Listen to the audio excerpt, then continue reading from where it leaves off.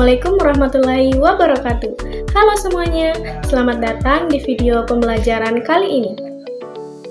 Pernahkah kalian penasaran bagaimana satu sel telur yang sangat kecil bisa berkembang menjadi organisme utuh yang kompleks? Kali ini kita akan mengintip rahasia alam lewat perjalanan menakjubkan perkembangan embrio makhluk invertebrata yaitu bulu babi atau sea urchin. Yuk kita mulai. Kenapa harus bulu babi? Kenapa bukan hewan lain? Nah, dalam dunia biologi sel, makhluk berduri ini adalah model organisme kunci. Ada 3 alasan utama. Yang pertama, yaitu proses pembuahannya terjadi di luar tubuh atau fertilisasi eksternal. Jadi, gampang sekali diamati. Yang kedua, sel telurnya transparan di bawah mikroskop. Kita bisa melihat segalanya dengan jelas. Dan yang ketiga, siklus perkembangan awalnya super cepat. Semuanya dimulai dari sini. Di kolom air laut, sperma berenang mendekati sel telur. Begitu sperma menembus lapisan jeli di permukaan telur, sesuatu yang menakjubkan terjadi. Terbentuklah membran fertilisasi atau lapisan pelindung yang muncul dalam hitungan detik. Membran ini bukan sekedar lapisan biasa, ia adalah penjaga gerbang, di mana tugasnya mencegah sperma lain masuk, sebuah kondisi yang disebut polispermia. Jika dibiarkan, polispermia bisa merusak susunan genetik embrio sejak awal. Jadi, membran fertilisasi ini adalah garis pertahanan pertama bagi kehidupan baru yang baru saja dimulai. Nah, setelah dibuahi, zigot tidak hanya diam. Ia mulai membelah diri tapi dengan cara yang unik. Ukurannya tidak bertambah sama sekali, hanya jumlah selnya yang terus berlipat ganda. Dari 1 sel menjadi 2, 2 menjadi 4, 4 menjadi 8, dan seterusnya. Proses ini disebut dengan cleavage dan punya 3 sifat khas. Sifatnya yang holoblastik, artinya seluruh bagian sel ikut membelah, tidak ada yang tertinggal. Yang kedua, sifatnya yang radial, karena bidang pembelahannya sejajar dan tegak lurus terhadap sumbu telur. Dan yang ketiga, sifatnya sinkron, karena di tahap-tahap awal, semua sel membelah secara bersamaan. Setelah pembelahan terus berlanjut, terbentuklah tahap yang disebut morula. Bentuknya seperti buah mulberry mini, di mana kumpulan padat dari 16 sampai 32 sel. Tapi embrio ini tidak berhenti di sini. Ia terus berkembang menjadi blastula.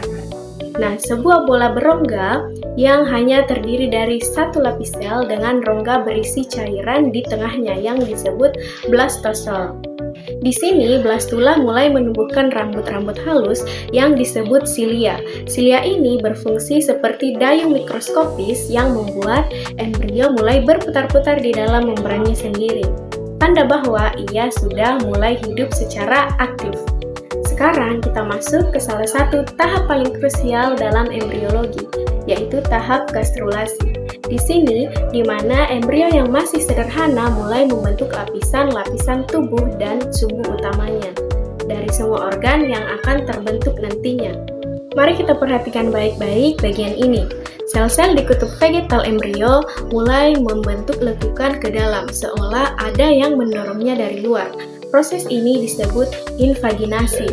Lekukan ini akan membentuk sebuah saluran yang disebut asenteron atau usus primitif, calon sistem pencernaan embrio.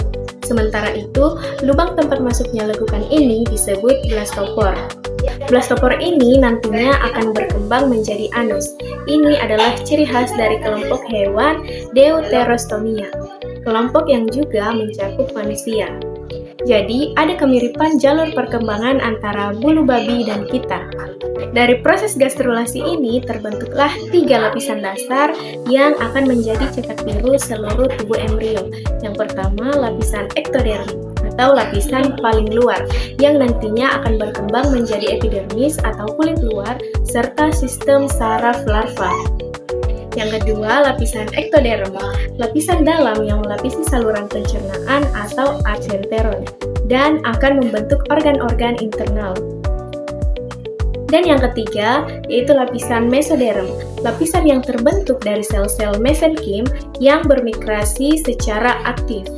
Ini membentuk otot dan rangka spinkula yang akan menopang tubuh larva nantinya. Tiga lapisan ini adalah fondasi dari seluruh struktur tubuh yang akan kita lihat di tahap berikutnya.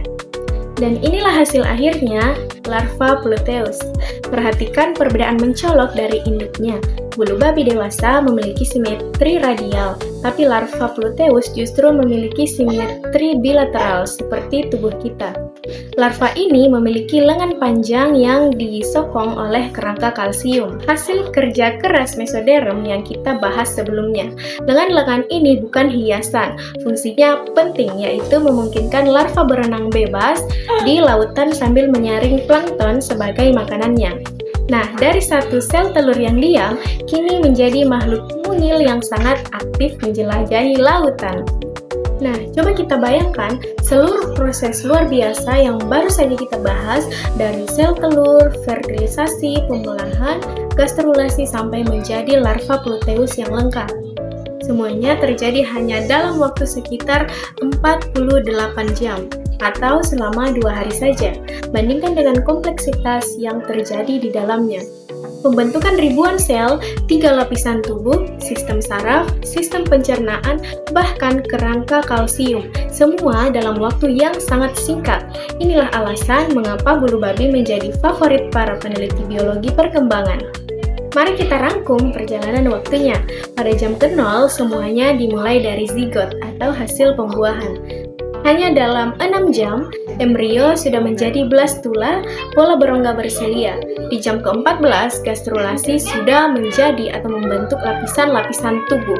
Dan setelah 30 jam atau lebih, terciptalah larva Pluteus yang siap berenang dan mencari makan sendiri di lautan luas. 4 tahap besar, 1 garis waktu yang sangat efisien.